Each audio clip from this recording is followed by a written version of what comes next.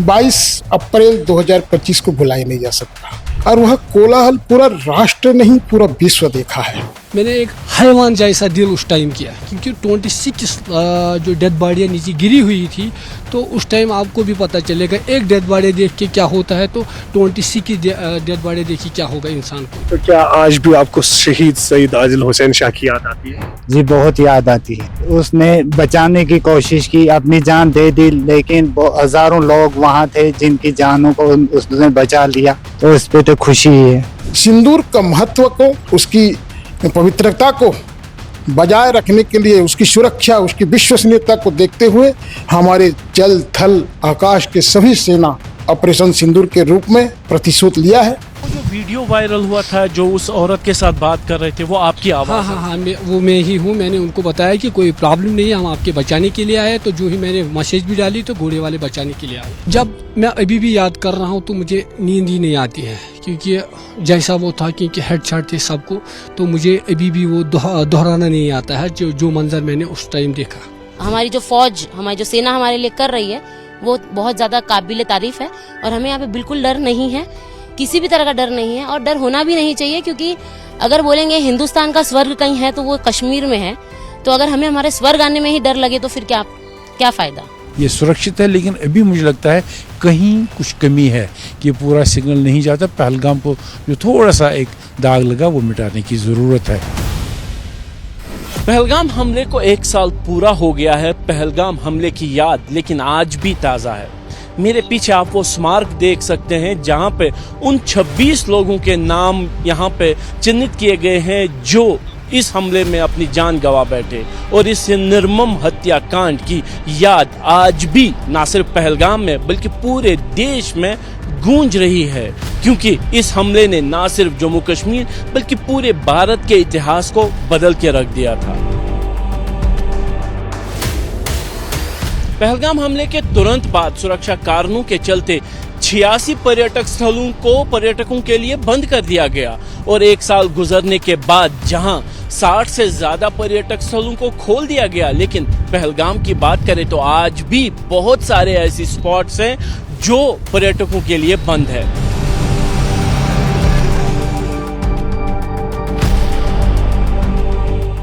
हम इस समय पहलगाम में मौजूद है और ये वो सड़क है जो बाईसरन की तरफ जाती है।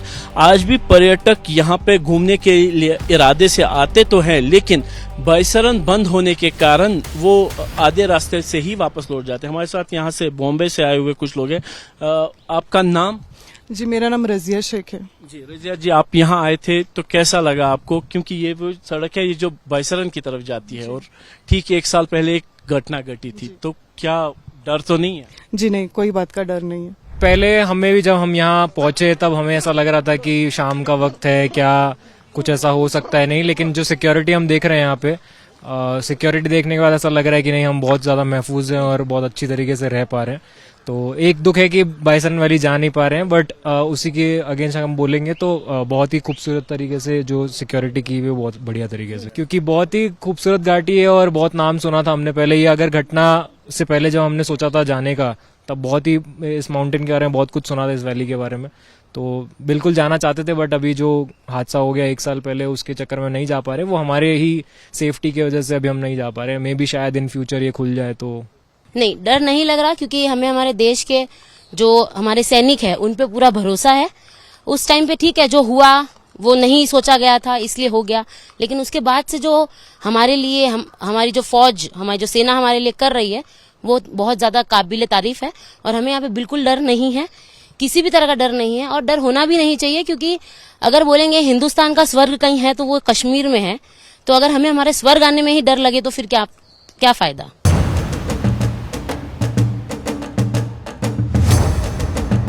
शहीद सईद आदिल हुसैन के घर के बाहर हम मौजूद हैं।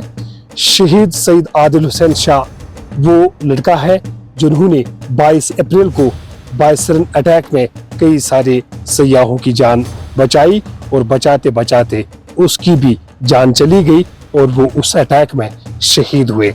उसके बाद सरकार ने जो है इनके फादर के साथ क्या किया जो गवर्नमेंट जॉब्स है इनको दिए, और शिवसेना ने जो है यहाँ पे इनके लिए मकान भी बनाया। सर ये बताइए, शहीद सईद आदिल हुसैन शाह जिस दिन वो शहीद हुए उस सुबह कितने बजे वो घर से निकले और कब आपकी उनके साथ आखिरी बात हुई? जी वो सुबह 8 बजे यहाँ, हर दिन सुबह 8 बजे यहाँ से निकलते थे और शाम को 5-6 बजे वापस आ जाते थे। लेकिन 22 अप्रैल में जब सुबह धूप हुई तो वो सुबह काम पे निकल गए और काम पे चले गए पहलगाम बाईसरन में, वहाँ घोड़े चलाते थे। तो यहाँ घर से निकल गया और 2 बजे तक हमें कोई पता नहीं, 2 बजे हमने सुना कि वहाँ पे फायरिंग हो गई और फिर हम इंतजार करते रहे जब तक 5 बज गए। 5 बजे बाद फिर हमने ढूंढने की कोशिश की, हम अशमुकाम थाने में भी गए जी, वहाँ भी रिपोर्ट रखी और वहाँ से उधर पहलगाम जाने की कोशिश भी की, लेकिन उन्होंने नहीं जाने दिया।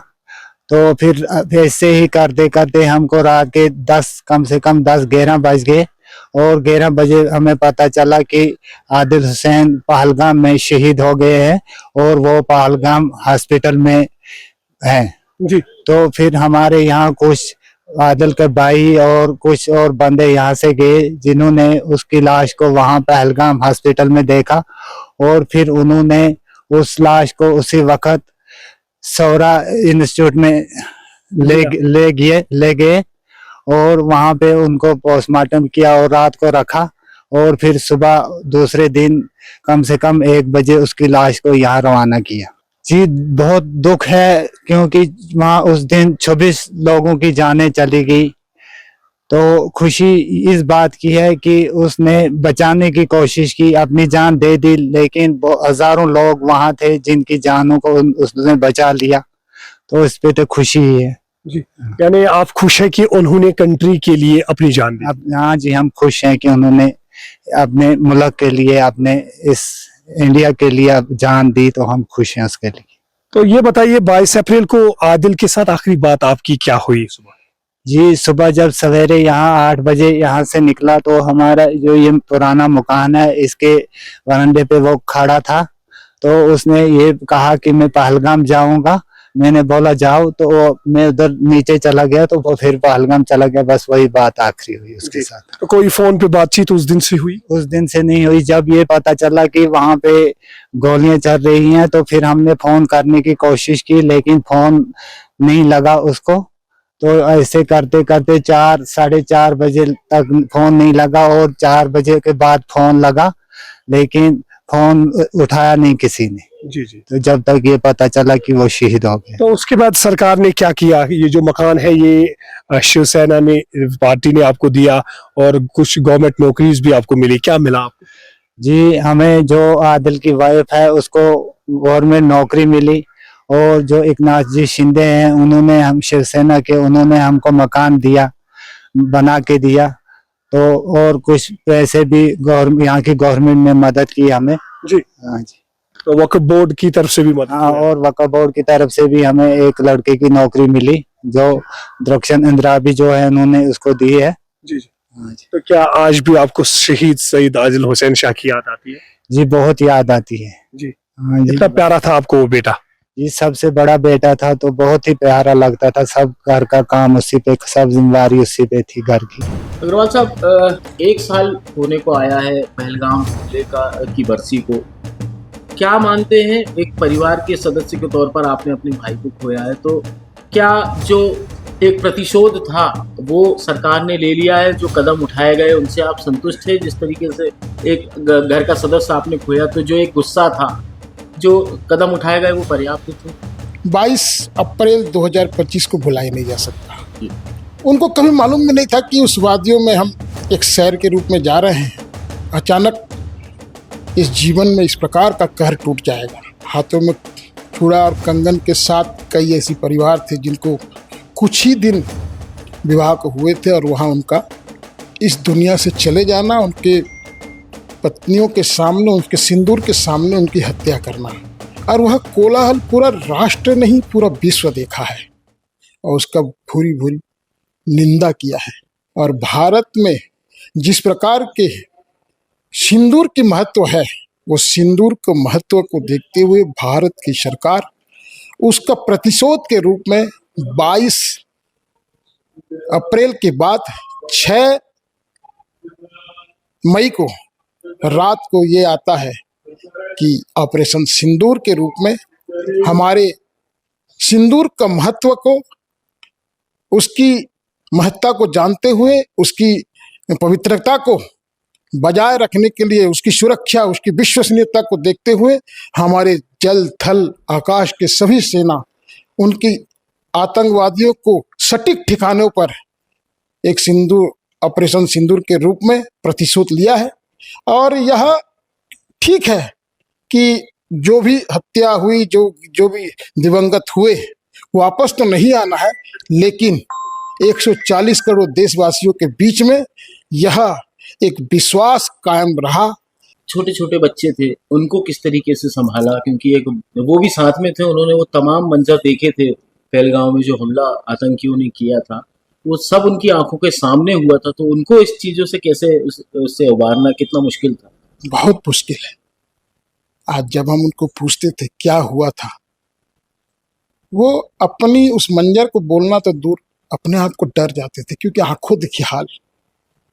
केवल पूछा गया धर्म क्या है और सीधा गोली मार दिया गया, और उस खून की छींटे उन बच्चे के ऊपर पड़े हैं।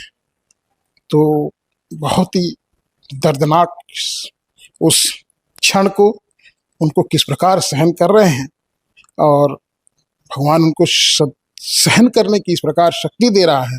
और उनकी पत्नी नेहा मीरानिया को भी नमन करता हूँ, जो उस प्रकार की वो सहन करते हुए बच्चों को नई जीवन की ओर ले जाने की अपनी जो माँ की भूमिका जो होती है, माँ सेवा होती है, समर्पण होती है, सहन शक्ति होती है, शक्ति होती है, उसका वो पूरी तरीके से अपने आप को स्पष्टता के साथ अपने जीवन बसंत की ओर आगे बढ़ रही है।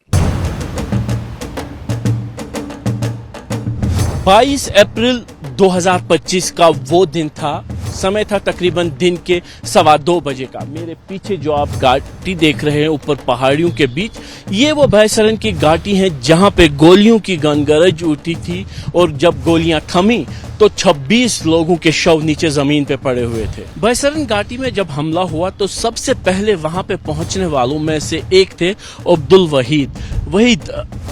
जब आप पहुंचे, क्या देखा आपने, कैसे आपने रेस्पॉन्ड किया, अपनी ज़बानी आप हमको? मैं पहलगाम लोकल पोनियोरस का प्रेसिडेंट हूँ।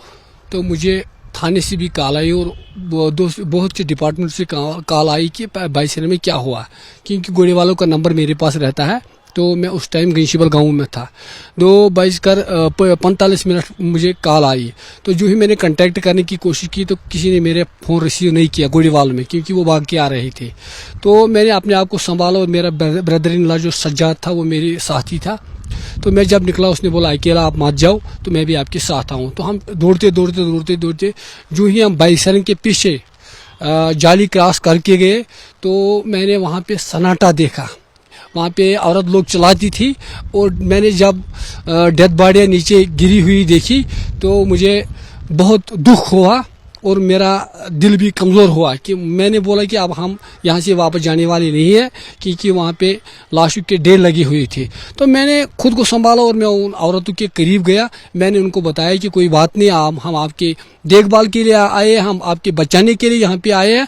हमने उनको सबसे पहले पानी पिलाया। उसके बाद में जो यहाँ 2 ही थे वहाँ उस टाइम, तो मैंने ग्रुप में, अपने जो व्हाट्सएप ग्रुप में मैंने मैसेज डाली कि सब घोड़े वाले यहाँ पे आ जाओ, तो हम यहाँ पे रेस्क्यू करेंगे। तो घोड़े वाले दौड़ते आए, 10-15 लोग आए, क्योंकि फौज ने नीचे से ज़्यादा घोड़े वालों को नहीं छोड़ा। जो ही वो वहाँ पहुँचे तो हमने रेस्क्यू किया। तो वो जो वीडियो वायरल हुआ था, जो उस औरत के साथ बात कर रहे थे, वो आपकी आवाज़? हाँ, वो मैं ही हूँ। मैंने उनको बताया कि कोई प्रॉब्लम नहीं है, हम आपके बचाने के लिए आए। तो जो ही मैंने मैसेज भी डाली तो घोड़े वाले बचाने के लिए आए। तो कितने लोग वहाँ पे थे, और कैसे आपने फिर उनको उस ऊंचाई से नीचे तक लाया? जो है कई लोगों को हमने घोड़े पे बिठाया, कई लोगों को चारपाई पे बिठाया, कई लोगों को ATV पे बिठाया। तो जो मदद थी तो कैसा वो सीन था, आप अपने लफ्जों में बोले कि कैसे वो आपने किया, अंजाम दिया? जब मैं अभी भी याद कर रहा हूँ तो मुझे नींद ही नहीं आती है, क्योंकि जैसा वो था, क्योंकि हेडशॉट थे सबको, तो मुझे अभी भी वो दोहराना नहीं आता है जो मंजर मैंने उस टाइम देखा।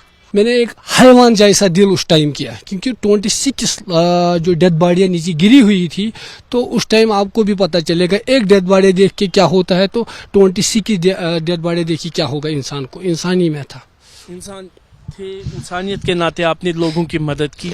तो जब आप नीचे लेके आए तो नीचे क्या तक कैसे लेके आए आप? तो हमने कंबर पे, जैसे आपने सजाद को देखा है, तो एक जख्मी, हमने जख्मी को बचाने की कोशिश की, नहीं कि डेड बॉडी को हमने उसको रख दिया, क्योंकि हमने बोला इसका जान चला गया, हम उनको बचाएंगे जो बच सकेंगे, हमने वही कोशिश की है। कुछ लोगों का ये कहना है कि जो 22 अप्रैल 2025 की घटना है उसको एक बुरा सपना समझ के बुला देने की ज़रूरत है, याद ना किया जाए, क्योंकि इससे एक नेगेटिव पब्लिसिटी जाती है कि लोग याद करते हैं एक ऐसी निर्मम घटना को। आप कितना उस चीज़ को सही मानते हैं? बिल्कुल मैं सही मानता हूँ। ये पहली ऑकरेंस नहीं थी, अगर जैसे मैंने पहले कहा, ये अपनी नवीयत की पहली ऑकरेंस इस तरह की थी जहाँ सयाहों के साथ हाथ लगाया गया या मज़हब के नाम पर कोई बात की गई।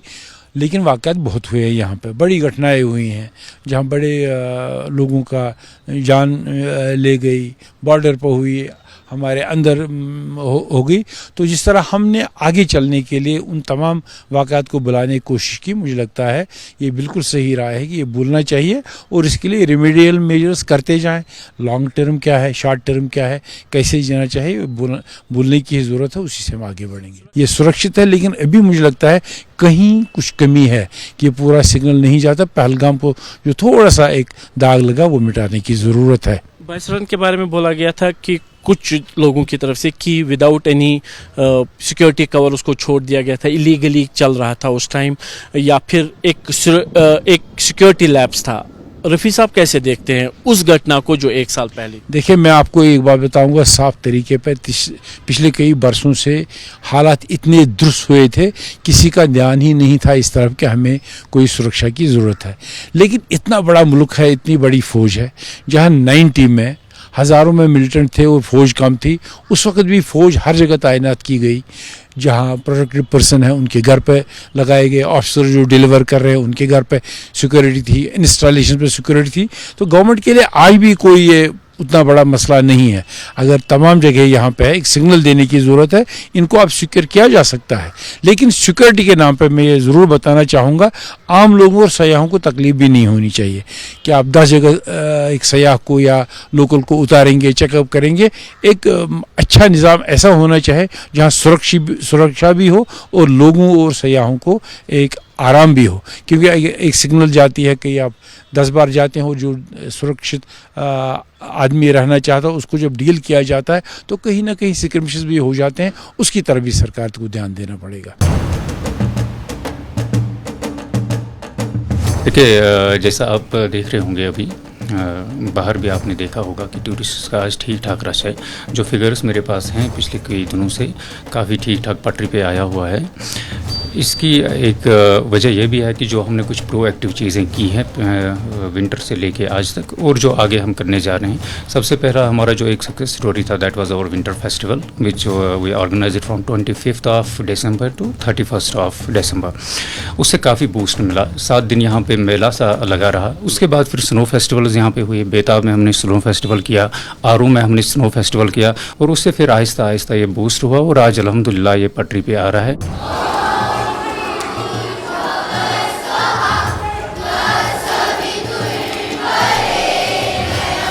सर, जो पिछले साल 22 अप्रैल को पहलगाम में अटैक हुआ था, टेररिस्ट अटैक, जिसमें 26 से 27 लोगों की मौत हो गई थी, उन लोगों की आत्मा की शांति के लिए, हम उन्हें याद करने के लिए आज ये सब प्रार्थनाएं कर रहे हैं यहाँ पे। जो आतंकवादी है उन्होंने 26 लोगों को मार दिया था, उसी की शांति के लिए हम आज दुआ कर रहे हैं। क्या दुआ की अपने भगवान से? कि जो आतंकवादियों ने लोगों को मारा था उनकी आत्मा को शांति मिले। आत्मा की शांति के लिए यहाँ पर ये प्रेयर जो है, विशेष प्रार्थना रखाई गई है। और यहाँ पर टीचर्स भी हमारे साथ हैं। मैम, क्यों आज यहाँ पर ये स्पेशल प्रेयर की गई है? क्या कुछ बच्चे क्या उस 1 साल को याद कर रहे हैं और जो लोग उसमें मारे गए उनकी आत्मा की शांति की दुआ। हाँ जी बिल्कुल जी, ऐसा है कि आज के दिन ही पहलगाम अटैक हुआ था। कुछ उग्रवादियों ने हमारे हिंदू भाई बहनों को बहुत बुरे तरीके से मारा था। उन्हीं की आत्मा की शांति के लिए आज यहाँ पे बच्चे इकट्ठे हुए हैं और उनकी आत्माओं के लिए श्रद्धांजलि उनको प्रदान कर रहे हैं और उनके लिए दुआ कर रहे हैं, उनकी फैमिलीज़ के लिए, कि उनको ये दुख जो है जो इतना बड़ा उनको हुआ है उसको उभरने में उनको थोड़ा सहारा मिले।